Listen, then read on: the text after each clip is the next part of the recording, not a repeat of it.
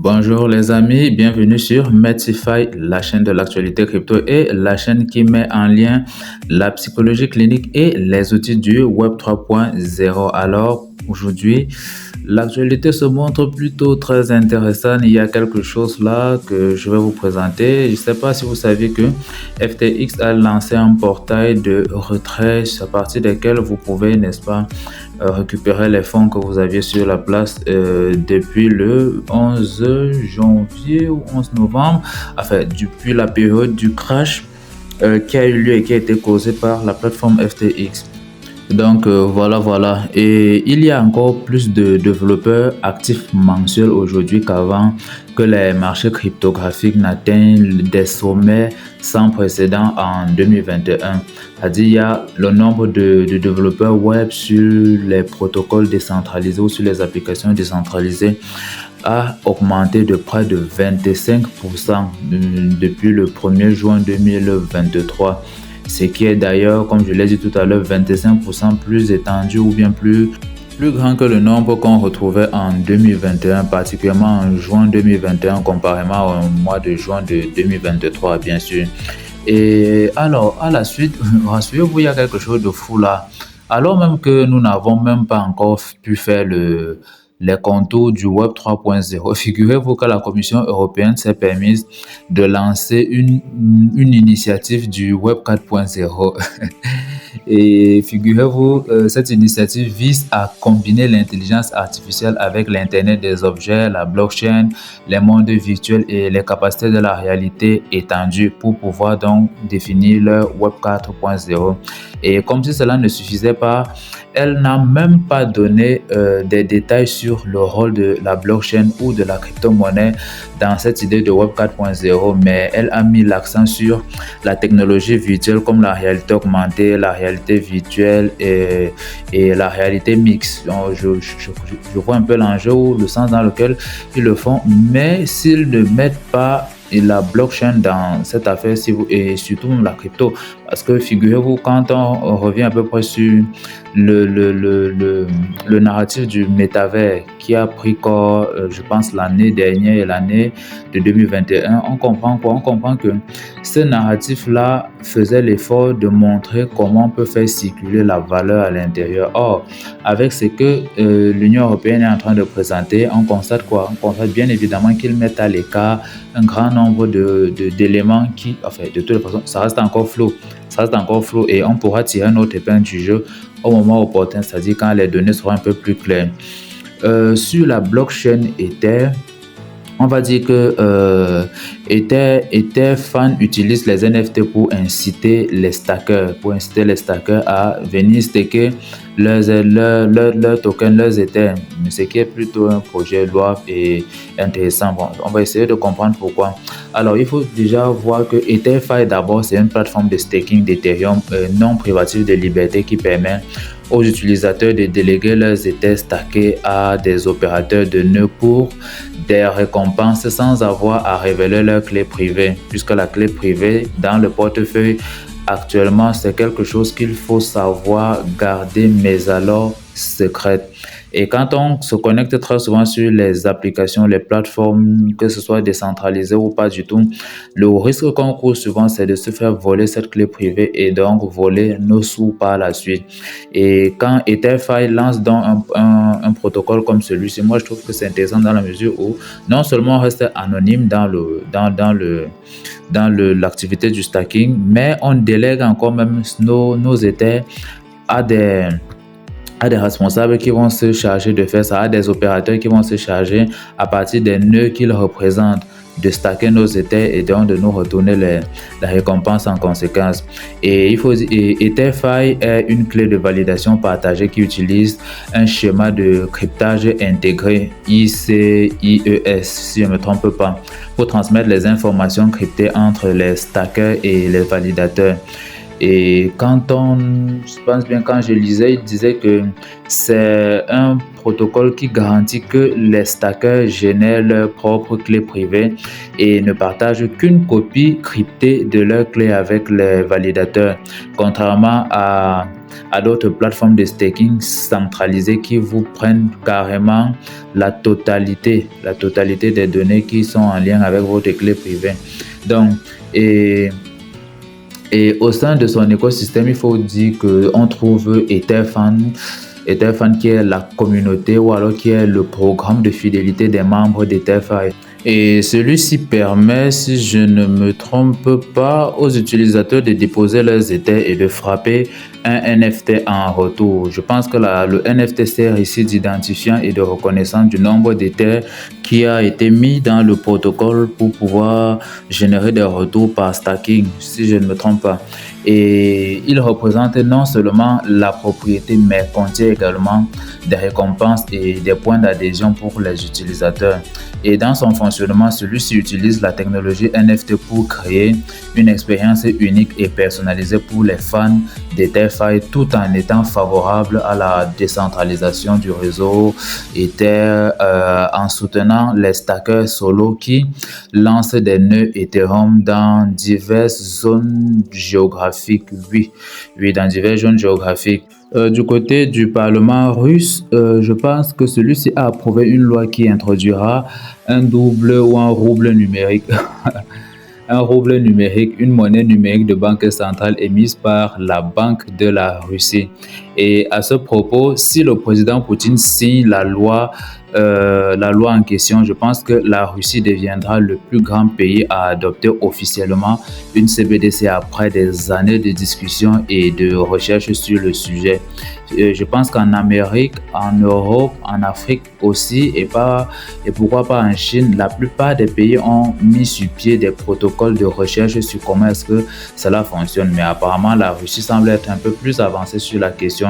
Et en fait, la CBDC russe vise à combiner les avantages de l'argent numérique et de l'argent fiduciaire en offrant une plus grande efficacité, une meilleure inclusion financière et une plus grande résilience au choc. Genre, ne plus subir les avatars de la crise financière, etc. Ou bien les coups durs lancés très souvent par l'échelle internationale sur la finance de la Russie et d'autres États résilients par rapport aux décisions prises à l'échelle internationale.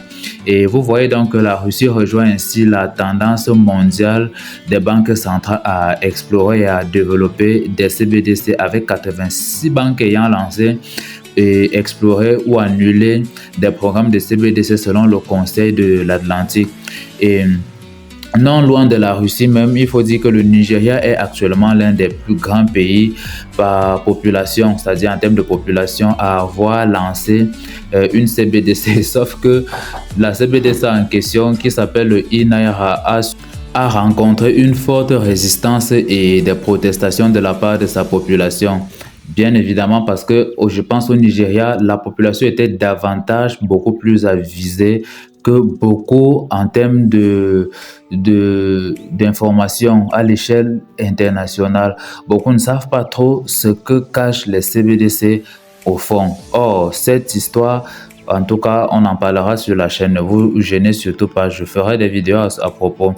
Et comme autre actualité, il faut dire que une question particulière sévit du côté des États-Unis d'Amérique et est dirigée à l'endroit des institutions financières comme la SEC, la CFTC et pourquoi pas à l'endroit également des grosses ou encore des géants de la technologie de la blockchain situés là-bas en Amérique. Et les anciens présidents de la CFTC et de la SEC ont appelé à une collaboration entre les deux organisations ou bien les deux organismes de réglementation pour développer conjointement les normes de base des investisseurs et de la protection du marché pour les plateformes de négociation. Et ils ont suggéré que les sociétés de cryptographie devaient se concentrer sur la finance d'un organisme de réglementation plutôt que de combattre devant les tribunaux.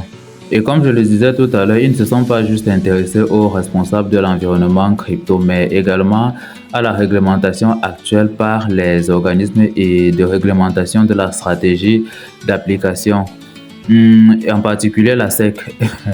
Et tout le monde vise la SEC en ce moment, qui semble actuellement intéressé par les litiges longs et coûteux pour le budget, c'est-à-dire le budget national américain.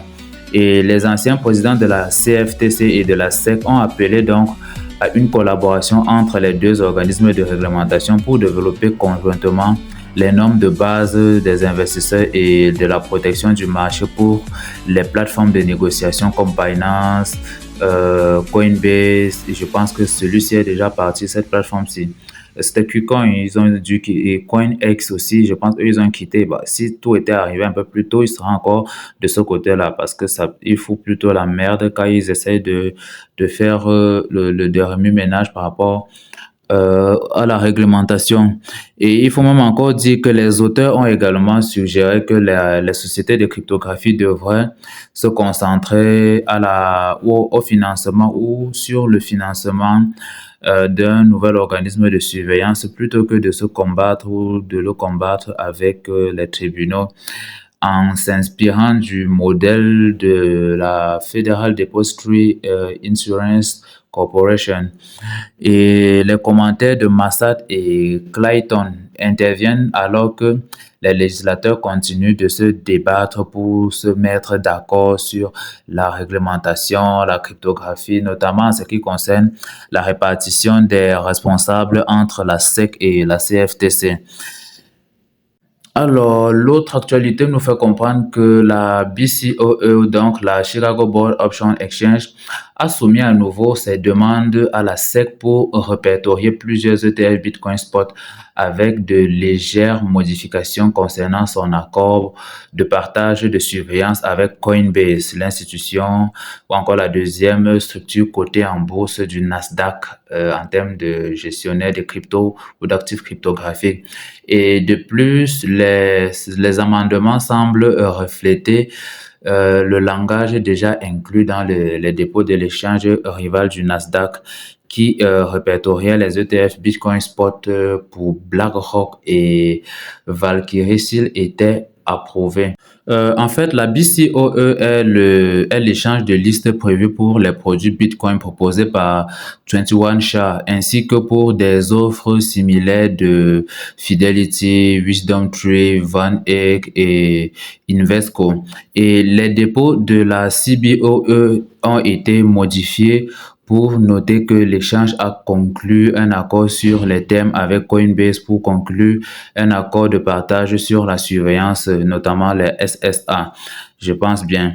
Et à ce propos, les porte-paroles de la CBOE et Coinbase n'ont pas immédiatement envoyé de demande de commentateurs.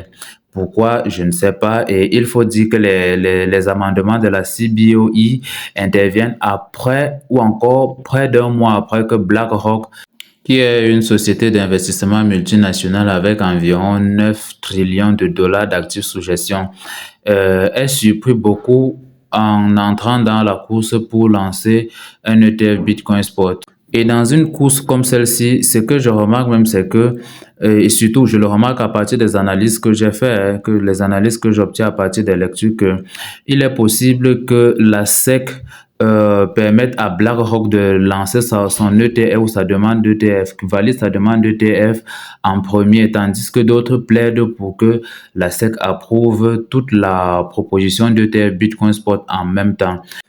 Toujours à New York, le district sud de New York a dévoilé un acte d'accusation contre Shakib Ahmed qui aurait volé 9 millions de dollars à un échange de crypto-monnaies décentralisé. En fait, Ahmed avait utilisé ses compétences en tant qu'ingénieur de sécurité informatique pour voler les fonds et aurait tenté de cacher les fonds volés depuis le jour. Et pour régler la situation, qu'est-ce que le gars fait? Le gars se permet donc de contacter les gens de l'échange cryptographique pour offrir la majeure partie de l'argent en échange d'un pot de vin de 1,5 million de dollars. Et c'est plutôt monnaie courante cette façon de se comporter des arnaqueurs ou des hackers pour pouvoir se laver au blanc ou, n'est-ce pas, nettoyer leur nom dans la situation.